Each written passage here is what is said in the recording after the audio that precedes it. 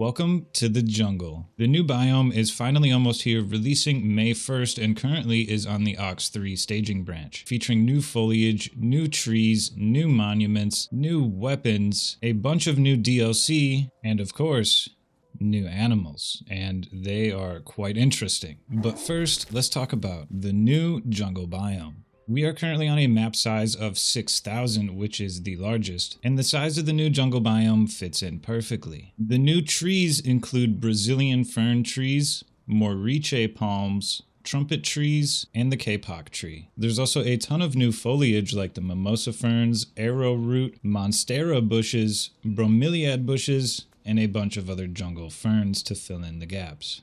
Everything about the new jungle biome still feels very Rust, as well as feeling like a jungle, which I was kind of unsure if it would or not. And the performance feels just about the same as any other dense forest in Rust. The new kapok tree has a few special attributes. You can identify them by the thick trunk and the vines wrapping around it with the purple flowers, and you can climb it. Once you make your way towards the top of the tree, you'll find multiple branches that you can stand on with vines that you can swing between tree to tree, and there's a little arrow letting you know what direction it will go in, and it swings low enough that you'll take minimal damage if you press spacebar to jump off. If you hold E, you can interact with the vines and descend straight down instead of swinging on them, and if you're swinging around with your teammate and you need to throw the vine back, there's also an option for that. And this is also how you can tell that a vine is away from its starting point. These are also the first immortal trees. You can still harvest them for resources. Their vines attached will return to their source points, and a stump will remain for a few minutes and will not respawn if a player is nearby. And don't forget that you can go try this and test out the new jungle biome for yourself on the new Ox 3 staging branch. And if you don't know what that means, well, good thing that I've partnered up with Pine Hosting to make that process a whole lot more simple for you. By using code DRIZZA with 3 Z's, you'll get 30% off your first month. All you have to do is enter the promo code right here during checkout and you'll get 30% off. And to switch your server over to staging, once you get it, if you head over to the startup tab and scroll all the way down to the bottom, you will see the betas in the bottom right where you can enter beta Ox 03. Here's some more information on how to do that from Pine Hosting themselves, and they've also got a great support staff if you need some assistance. And don't forget to right-click on the staging branch, which is a different game in your Steam library, and head over to the betas and switch it to Ox 03. And if you find yourself wanting to upgrade or you have a lot of people on your server, you can head over to the console tab and upgrade by clicking on the little arrows on the right. And once again, that's code DRIZZA with 3 Z's for 30% off your first month with Pine Hosting. Make sure you use the link in the description. And if you want to support me in a different way, you can always click the join button and become a channel member. The jungle biome has a new source of water similar to the oasis or the swamp, and this is scattered around the jungle randomly and is fresh drinking water that you can use for your farms. The rivers have a new color when they spawn in the jungle biomes. They are much wider, and there's going to be more rivers that specifically spawn in the jungle outside the rest, as well as the bridges that go across them for the roads and trains being fixed up a little bit. And you're going to want to keep your eyes peeled because there's a new predator lurking in the waters of the jungle. This chonky boy is the crocodile, and he is big and angry and very hungry. The new predators in the jungle have very advanced AI in comparison to the old animals, similar to the wolves, and they prefer to stalk you out before attacking you. The crocodile in particular, the more you shoot it, the more angry it gets and the more aggressive it gets. It has various types of attacks that are dodgeable, and in a future video we'll be taking a deeper look into the tactics required to survive against these harsh predators. So make sure you click that subscribe button or Big Croc here is going to haunt your nightmares. Another feature of the large predators is that once they've finished off their prey, they will pick them up and drag them away, and the crocodile likes to place theirs in the bottom of the water to come back to later. Oh yeah, did I mention they can dive? And once you knock them out and they're taking a good nap and harvest them up, you're going to get a good amount of resources out of them. In particular, a lot of leather and a lot of animal fat, as well as a good amount of meat, and of course their head bag if you use a skinning knife. The blow dart is a powerful new weapon coming with the jungle update, and in Rust fashion, you're gripping on that thing that is put together with a bunch of random stuff. The wood dart is the basic default ammo, the scatter dart is like a shotgun shell. The incapacitate dart blocks vision a little bit and slows enemies, and the radiation dart inflicts rad damage over time. In my opinion, the radiation dart is pretty powerful and stacks up to 5 times, and then the scatter dart also does a heck of a lot of damage. The blow dart can be used inside of an auto turret, and if I start getting shot up by the radiation dart and press tab, you can see there's a status effect here that tells you that you've been stacked up to 5 times with rads, and if I turn God mode off, you can see it is a lot of radiation damage as well as bleeding. And if we switch over to the incapacitate dart, you can see that it dims my vision a little bit for about a second, and then it also stacks 2 to 3 times for 12.5% slow. The boomerang is another new weapon that also serves as a tool that'll be coming with the jungle update. And my favorite part about it is that it works as an actual boomerang does and comes back to you.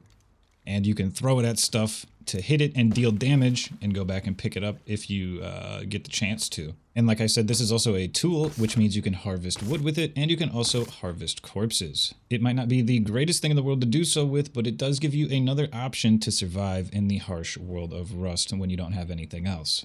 The Ziggurat Temple is a new monument coming with the jungle biome next month. In the commits, there was talks of a large and a small version of this, but on a 6,000 size map, this is the only one that spawned in. There's a few different entrances and exits as well as ladders on the outside, and tons of unique vantage points. And I would compare the loot here to an Oxum's or a supermarket. On the inside, there is a bunch of open space as well as some loot crates and some water in the center. On the top of the temple, there's a skylight hole with a ladder as well as a few loot crates. There's also the jungle ruins, which spawn on the map similar to water wells. They connect up to dirt roads, and there's about 5, I think, different variants of these. Some of them spawn military crates, and each of them have some form of unique jump puzzle to access all the loot. This variant of the jungle ruins has a rope that you jump to climb up and zip line across with a cave-like little jump puzzle here. Get on my level, I've already mastered it, and on the other side is a few barrels, military crate, and a box.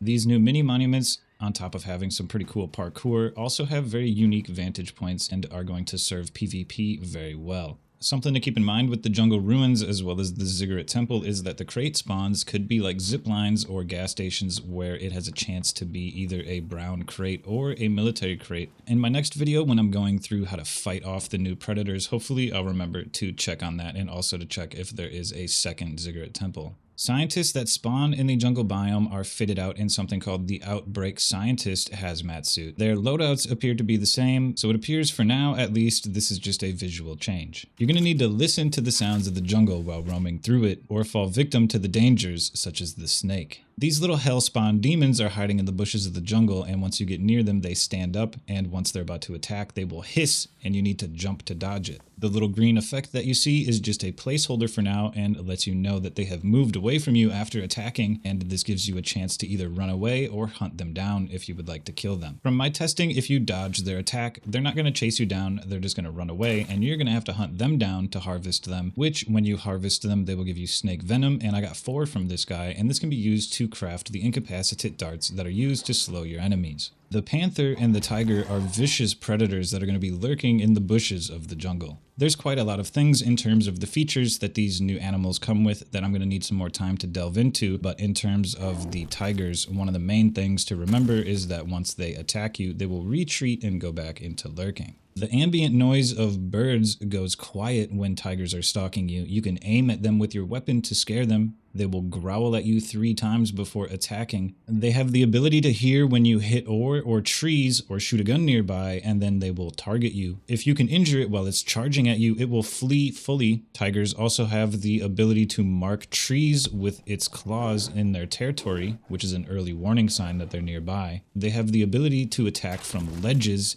They will drag corpses away when approached while eating, and they will shadow your movement when your back is turned to it. Also, the tigers attack panthers in the wild, and no wolves are going to spawn in the jungle. These panthers and tigers give a good amount of resources when harvesting them, and if you use a skinning knife, they also have really cool heads to hang as trophies in your base. This is the new jungle building skin, and it's going to be for the stone, I believe. It has a little bit of an Aztec vibe going on, as well as some mosaic tile pieces here and there. I like the way that the foundations and the floor tiles look, and the hard side is very easy to distinguish from the soft side. If you're testing this out for yourself as an admin on Ox 3, you need to use the upgrade looking or the upgrade radius followed by jungle. It also looks like we're going to be getting some other DLC like an Aztec AK, new gestures, obsidian knives, coconut armor set, which is potentially for the wooden armor. I've seen some other commits that might suggest this. And then there's some testing being done for shelves to be used as vertical storage. Don't forget to go try out the jungle biome for yourself on the Ox 3 staging branch. Now's the time to give Facepunch your feedback if you'd like to do so. And leave a comment saying King of the Jungle if you were one of the lucky 250,000 people to claim my tiger skin rug Twitch drop.